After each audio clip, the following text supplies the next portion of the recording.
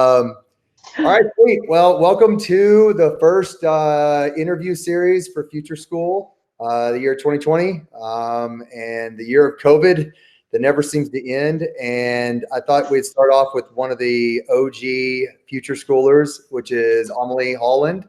And thanks for joining us today, Amalie. Sure, glad to be here. Awesome. Okay, Virtually. Amalie, first off, can you give us a little bit of background on, like I said, you're OG, you were before we were even at school, you were involved, and sort of your background on how you came to Future School and why you came to Future School. Sure. I was running one of the computer labs at the University of Arkansas in Fayetteville, and I was also teaching sort of a how-to college class, how-to adult class. They realized that so many kids were coming into college not prepared for college life or adult life. And so they had this, what was essentially remediation. It was things they probably should have learned in high school that they didn't. So it was how to take notes and how to negotiate a budget and how to do all these things that we were just assuming that college kids already knew how to do. And so I loved teaching that class, but I kept thinking they shouldn't have to waste a credit hour doing this. And so when I heard about Trish starting the school here in Fort Smith, sort of what her ideas were, I contacted her and talked to her, and I was like, the advisory piece fills so many of those roles. And then all the cross-curricular push was another thing that had always sort of chafed me in school, that most of us know that those subjects aren't discrete little boxes. Everything sort of flows in and out of each other. And so this was a nice opportunity to get to do that. Cool. It's interesting. I think one of the things that's interesting about Future School, because you wouldn't think it because it is such a non-traditional environment, but you're from the college environment. We have two other teachers, I think, that are both former college professors. And so what do you think that is about the school that had and this is not going to be linear at all. We're going to skip all over the place. So what is it about the school that talks about, that you think attracts people from that environment? I think a lot of us who ended up teaching in college, not many of us came out of high school going, I want to be a college professor. That was not something that people necessarily thought, but they ended up doing it because they either loved teaching, loved the subject, loved the constant learning and the being able to really dive into the things you love.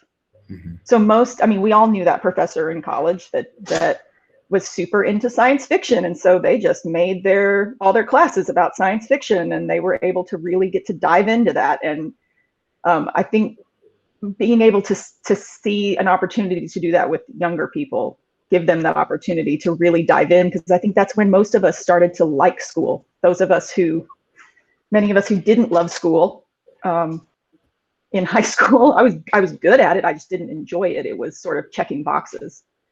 And college, grad school especially, was the first place where I went, oh, I can really, in a school environment, I can really dig into this stuff and really learn what I want to learn.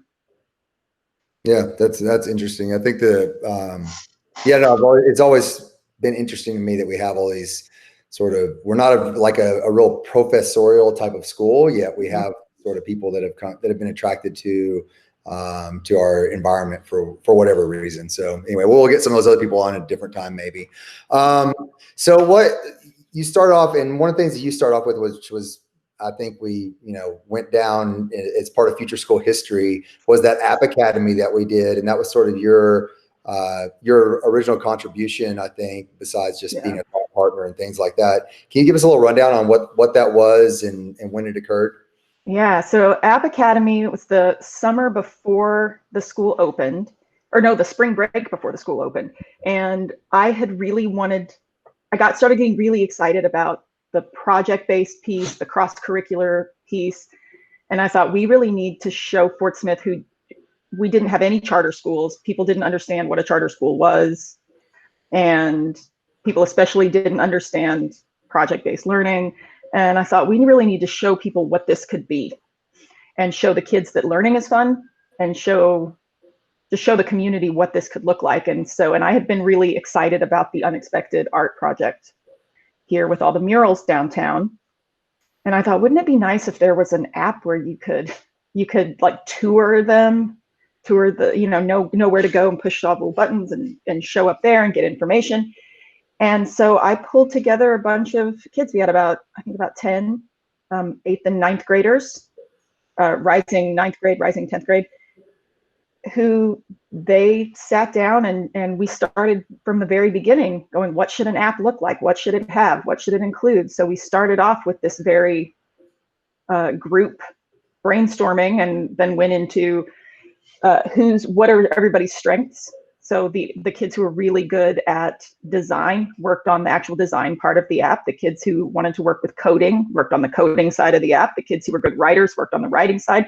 Kids who were good managers were project managing, going back and forth between all the groups.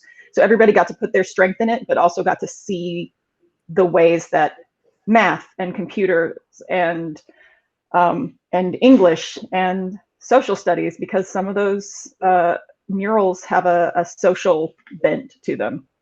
So it's kind of it was a way to really bring all those things together. And then we were able to have the chancellor at the university came by and gave our kids feedback, and they were able to present that to a real client and give that as a proof of concept to the people who run the Unexpected project. And they took it to some other people, and they made it into a more functional, more professional app. But it was really pretty impressive what those kids could do. Yeah, I think that was so cool at the time it was happening, because there was so much of that was undefined about the school. And then I think that really helped us to, it represented a lot of what Future School has come to be, and that you had this, like you said, kids working together on a real project, drawing on diverse groups of talent that they're using. And then really the biggest part of it, that it's tied into the community. And I think that's really, I think that was kind of like, as we're trying to explain people what the school is all about, it was to have that thing that you had done with those kids on their spring break that really, was able to represent the potentials of the school. So that was super cool whenever you did that. And thank you for doing that. I remember a couple of the kids during that going, so this is what school could be like? Yeah. You could do this at school? And yeah, you could do this at school. Yeah. And that was a big revelation to everybody. Yeah. Now the question is, can you do it at scale? That's all. And right, that's hard. But I Absolutely. think that's where COVID is giving us an opportunity. Yeah, I mean, I think that first year we did a lot more of that, at scale, as far as like a lot of that being out in the community and being involved and just like, come up with a cool idea, a crazy idea, and run with it.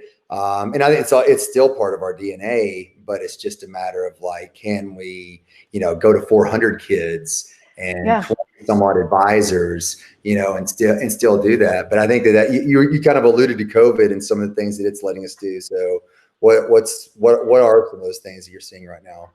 Well, I think COVID's given us an opportunity to sort of look at all the things that we do on a daily basis and cut out the things that don't bring anything to the table. Mm-hmm. And really take a look at what's at the core of how we teach and what they learn and how they learn. And by them not mixing in groups right now, because the students are not changing classes, they are with their advisor all day. Well, 9 to 2, they're with their advisor. And so having that extended time, I think, gives us an opportunity to look at ways that we can do these deeper, more extended projects with the students, mm-hmm. because we're keeping them in a smaller scale. Also because those advisors now have to know what the core content is for those kids, because they're helping facilitate all the lessons for them. So mm-hmm. your 10th grade English teacher knows what they're learning about in 10th grade math and what they're learning about in world history, and they're able to help draw those connections for the students. Yeah, I think I want to give a little bit further into how we're structuring our day and stuff, but I think that's the point of COVID. I think that, you started off with at the beginning was that, we we started this very ambitious project, and and as you sort of grow, it's I don't even know what you would call it, but it's kind of the creep of the institutional creep to go back you to realize why why people do some of the things exactly the reason. Yeah, the reason that people there's all these traditions of the way to do school. You realize like, okay, well, and it may be there may be a very valid reason. It may be for the ease of administration. It may be for efficiencies. Whatever it is. You realize all those things, but then also, I think COVID is giving us a really great opportunity, to disrupt all of those things again, and sort of like, okay, now let's really start examining, what is this school about? What are the core values? What does it mean to learn? And really strip away a lot of those things once again, and sort of re-examine that whole thing. That's been something so cool to see the staff do, for us to do it as a group. It's not just, one or two of us that are sitting around thinking about these big ideas about, education and learning. It's everybody's thinking about this right now. Well, and it's really forced us to do that as an entire school because of that, because a 10th grade advisor might be teaching a 12th grade class, but they need to know what the 10th grade math class is doing, it's making everybody really have to take a 30,000 foot view of their students' education. And so I think that does a lot of it. Yeah. So let's get, I think that, people that are listening, they may know already, but let's get into like what we decided to do on what our school day looks like. Just the kind of broad brushstrokes with COVID, and then we can kind of dive into that. Yeah. Outlining the parameters of what it looks like. Well, we didn't want, we knew we had to do on-campus learning, and that for some of our kids, that was going to be the best choice for them to be on campus each day of the week. But we wanted to limit their exposure to potential, COVID cases. So we didn't want it so that if one kid came down with something, we weren't chasing them around through classes and trying to track everybody they had been with. So we were kind of limiting their social circle at school a little bit. So we decided they could stay with their advisors for the entire time. So our advisory has already been the kind of the heart of the school. They're with that same advisor the whole time they're there. That advisor is who works on their internship and is their parent contact and is all those things. But now the individual core teachers teaching math, science, social studies, history, or English, math, science, social studies, there we go. They are recording mini lessons a couple times a week. And then the advisors in the advisory can show those lessons to the students, can help troubleshoot issues for them. And then if they need further workshopping, more tutoring, they're able to work with the other teacher to get them coming into the class to help with that. So there's just not as much mixing, but also since they're in the same room that whole time, we cut the day down to 9 to 2. Yeah, so basically you turned our advisors, who all are core subject teachers as well. They functionally during the day have become almost like more like an elementary level teacher, because they've got a group of kids that they work all day long, right? They've had to be generalists, yeah. Yeah. So how did you sell that, or how did we convince them of that? Because most teachers, it's like, oh my gosh, if I'm an English teacher and you mean I'm going to be teaching math to my students or working with students on math, how do you convince people of that, and sort of what does that take? I think we're lucky, or we've been really deliberate in our hiring over the years of hiring people who have broad interests. So they might be a math teacher. They're interested in philosophy and history and, these other things, or they're English teachers, but they're also interested in finance and interested in these. So you've already got people who have that growth, like, not to get buzzwordy, but that growth mindset, that lifelong learning, the really enjoying the learning part. And so for them, we have one of our advisors is learning American Sign Language with all his kids because he's so excited to learn American Sign Language that, everybody's getting to sort of beef up their knowledge base in that. So I think that part wasn't a super hard sell. The part that was harder was the doing video lessons. that's hard. It's hard to watch yourself on video. It's hard to figure out how to cut everything you're doing in 75 minutes to cut it down to 15. Yeah. But I think ultimately the sell on that for them was that they know that this is going to make them all better teachers, because it's making them be really intentional and really deliberate in what they're teaching. They have to really think hard about it. There's no fluff. So that's I think how we sold it. Yeah, I think that was one of the, in talking with you all and talking with staff, I think that was one of the unexpected benefits of this, is that we knew we had to deliver via videos, and then, it was like, well, so we should watch each other's videos. And that's, for anybody who's been in education, that they in coaching, they know that like trying to get teachers to actually record each other and watch videos. That's, if you're new to national board teaching, that's a big piece of it, is you have to record yourself and critique yourself. And that's just like, people dread it, but once you go through the process, it's actually worthwhile. But it's something that it's really hard to make a part of your regular practice. It's humbling. You do it because you're in a PLC and you all are doing it for a little while, but then it's like, it's really easy to go back to, not doing it again. And so I guess it's been really cool because it's part of what we do now, right? It's just, we record and we watch. Yeah. And it's become the most, I think, the most enjoyed meeting of the week in everybody's meetings, because I've had several advisors say that they actually really kind of look forward to these. We're doing, they're learning new technologies, they're getting good feedback, they're watching each other and reflecting on their own practice by watching other teachers. It's been a nice collaborative space, and we've gone to lengths to make sure that it's a safe space for those teachers too, so that they don't feel like they're being judged, but they're being supported.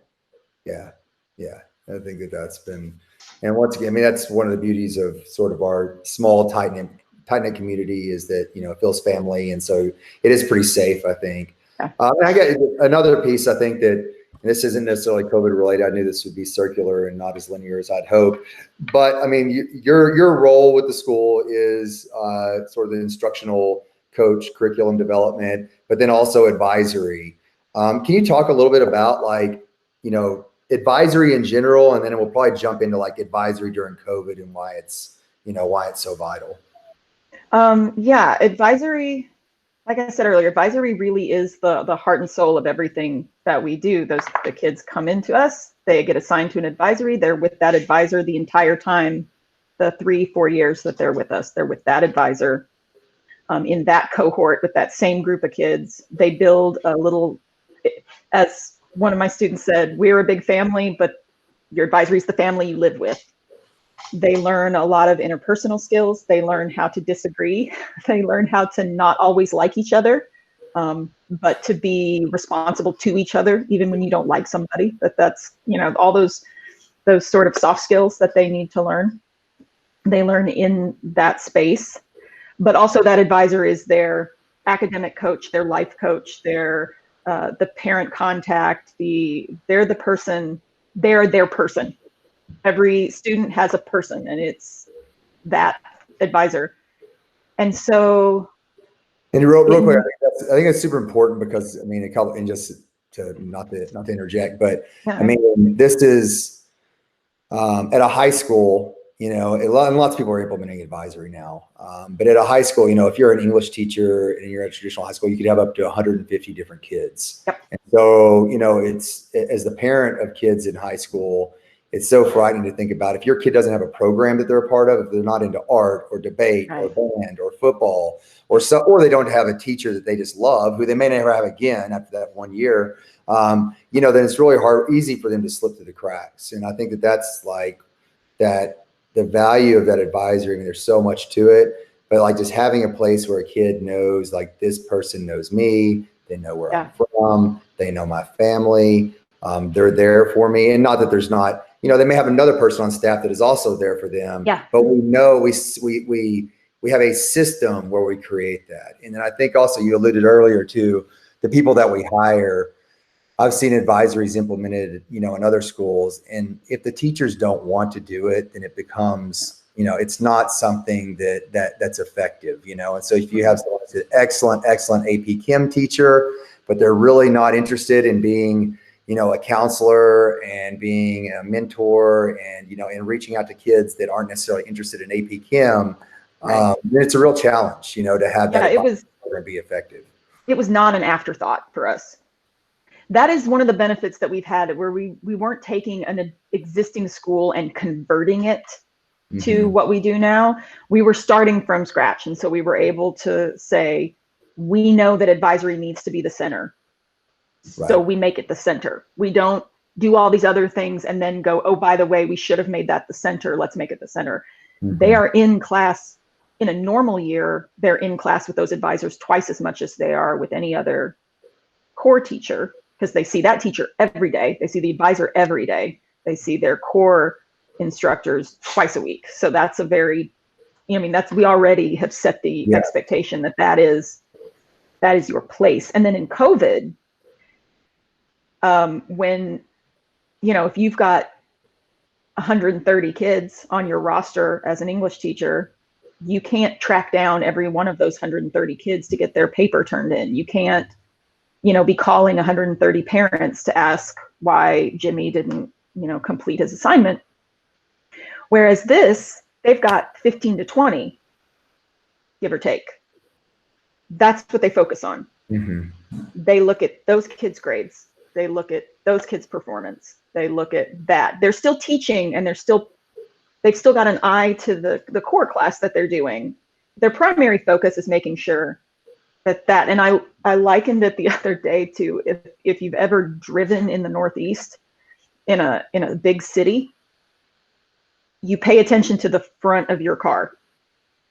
When you're driving in heavy traffic, you pay attention to the front of your car, because everybody pays attention to the front of their car. And if everybody's paying attention to the front of their car, then they're naturally paying attention to the back of the one in front of it. I don't have to pay attention to the back of mine because the person behind me is, you know, like really being, it gives real clear boundaries about what they need to worry about. Yeah. Yeah. And I think, you know, circling back around to, we talked about, you know, what the sell was to the teachers. And I think that's like, and you alluded to it, the fact that they're already advisors and we hire them intentionally to be advisors, that makes that leap to having this group of kids all day long and sort of being responsible for their educational programming. It makes it a lot easier. And really going back even further to where we first originally started, I mean, those are some of the ideas that we talked about. Should we have kids in advisory all day, where they're sometimes bouncing out to get, you know, a math workshop or get an ELA workshop, or they're bouncing out to get a science workshop, but they're really, you know, that advisor is overseeing the learning plan for that kid. And it's very, very individualized according to where that kid is, what they're interested in, where their internship is. And so, you know, we certainly aren't there yet, and we may not get there, but I do think that it's interesting that COVID has pushed us in that direction in a lot of ways. Yeah, it's given us an opportunity to sort of try out those things that that we might not have been. I mean, because we have to now. This isn't. We are doing. It's been a much easier shift, I think, for us than for a lot of schools, for all those reasons that you said. Yeah, and our size, I think, and there's a lot of reasons that it's. Yeah. But really, I think it's about the staff. I mean, it's about, and our kids too. I mean, we've got kids that are interested in different things and staff that are interested in different things. So it's not quite the shock to the system that it might be in some other places. Yeah, no, and it's already kind of, and we had our little trial run at the end of last year where there was, we did sort of a version of this, and, you know, and we get a lot of student input too. I just led a circle with all our new 10th graders the other day, and they talked about the things that they felt like were working for them and the things that weren't working for them. And that was really good input, because it gave everybody an opportunity to say, I'm struggling with these things and I can't make myself do this. And then the teachers get to say, did you read the instructions? And they go, oh, right. You know, but having that dialogue where everybody's voice is heard is another big part of our school. And I think that is helping. Yeah, I think that's, you alluded to circles, and that's part of advisory, and which I'll probably get Coach on here to talk a little bit about restorative practices and circles at some point. But can you talk a little bit about like circles and student voice and all that, and like why that is such a central part of future school? Because when you are a teenager, you have so little control of your life. And it doesn't matter what your home life is like, what your work life is like, what your school life is like. You have so little control, or you feel like you have so little control. And adults, when they don't have control, act out. Adults, when they don't have control, can't do their best work. That's a human nature thing. And so the more we can give them the opportunity to exert some control and and just to be heard, because sometimes, I tell when parents come to tour, they'll say, we'll talk about circles. And the thing about a circle is that everybody is at eye level. Everybody's voice it's a continuous, it's unbroken. Everybody's voice is of equal importance. So now that doesn't mean I'm not the teacher. And if I tell you to put your phone away, you put your phone away. It's still my class, my rules. But when we're talking about a topic, my opinion doesn't matter more than yours. Mm-hmm. And that's not something that many of them have experienced ever. Most teenagers haven't experienced. Yeah. And, they don't, having that opportunity to disagree and talk through it and really kind of see that that's okay. There's a space where disagreeing is okay and it doesn't have to escalate. Yeah. All of that. Yeah. Sometimes it feels like we look at it and we say, oh my gosh, the genie's out of the bottle. We've created a monster, because you see these kids all of a sudden finding their voice and finding agency and realizing that they have a say in the way the schools run and the way that their classes, what's happening in their classes. But it's amazing, what you see happen with those kids from when they start in 10th grade to when they're seniors, and all of a sudden, like the voice that they've acquired and sort of, the empowerment that they've had through the course of school. And then as they talk to young, the upperclassmen talk to the 10th graders and sort of talk about, where they're at now. And it's just like they speak a different language almost, because they've just come so far by the time they've been in our school for 3 years. That's probably my favorite time of the sequence is the first couple months of 11th grade, because that's when the 11th graders are being met with the 10th graders coming into the school, and they're always shocked and horrified and tell me that those 10th graders need to learn how we do things here and what kind of school we are, and that we don't say things like that, or we don't do that. The ownership that happens in that year is really sweet and really funny. Yeah. It's pretty amazing to see, that the way culture that it just, and sometimes I'll feel like we aren't doing the greatest job of like, oh, are people really getting our culture? And I think that's the point when you realize, oh, they did, because now as 11th graders after a full year, and they're being sort of reflecting back on where they were, unconsciously reflecting on where they were as 10th graders by seeing the mirror of these 10th graders now, held up to them. And we're hearing them vocalize, and you're like, "Yep, it did sink in. They're future school kids now." And it's pretty awesome. When we have to remind ourselves that we are untying a knot that has been tightened and tightened and tightened for 10 years, at least. That there's a particular way that a student reacts in a school, and it's some of the kids. It's do whatever the teacher says with no question, regardless of whether it's the right thing to do or not. And the other side is do exactly the opposite of whatever the teacher says. And or school is boring, or I just tick these boxes and I just get through, or I just flail around. It's like a little finger trap. It keeps tightening and tightening and tightening, and we're having to sort of ease it up, slow it down, soften it up a little, so that we can kind of extract from that. Yeah, for sure. I think that's a big piece of it is just sort of undoing some of those power structures that may have been built up in their heads, and the sort of the relationships that they've fallen into, whatever it may be, and the way that they envision their relationship with teachers and administration and school and learning really is the biggest. You know, what's their relationship with learning, and letting them sort of, you know, we have some kids that come in that love to learn, but they may love to learn in traditional environments, and they're used to, you know, worksheets and sort of jumping through hoops and checking boxes, and they're really good at that. So whenever we get into some of the more abstract pieces that we're working on, it can feel really unfamiliar. So yeah, it can be a real struggle to not have that real clear, I got it right, I got it wrong. For sure. All right, awesome. Well, I think that's probably longer than people want to hear you and I babble on about probably about this stuff. So thanks for jumping on and being a part of this, and we will we'll try to get it out there and see what people think. Okay. All right. Sounds awesome. good. Thank you, Amalie. Appreciate it. You bet. All right. Bye.